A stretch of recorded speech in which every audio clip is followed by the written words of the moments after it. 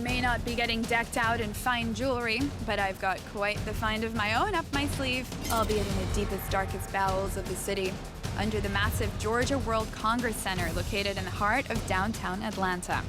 This complex was home to the Victor's Training Center, the District 13 Hospital, and several other locations from the film. The Georgia World Congress Center is open to the public, and you can make a whole day of exploring the various filming locations here. Thankfully, Trey Neely, the location scout for the Hunger Games, is going to give us the inside track on the top spots to check out.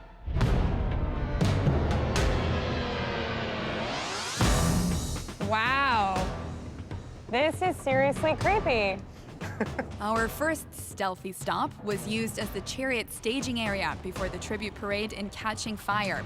Those scenes were shot on Lower International, a subterranean public road that tunnels underneath the convention center. It feels very Gladiator down here. It feels like under the bowels of the Coliseum. And that's exactly what they were going for. I mean, they were looking for that kind of backstage feel. So I remember this tunnel really clearly from the movie, but I feel like there used to be writing up there. Yeah, I think they had some lettering up there. It said PDL 736. What's that?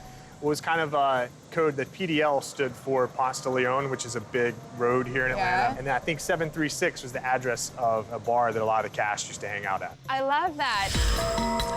The boys loved some dance club called 8737. It was some series of numbers. You never went there? No, I'm not a dance club kind of person. I was like, I've got Apple TV, I'm good.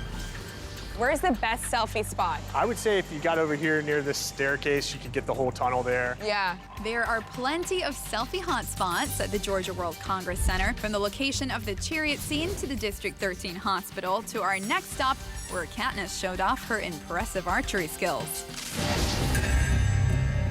Okay, I recognize this.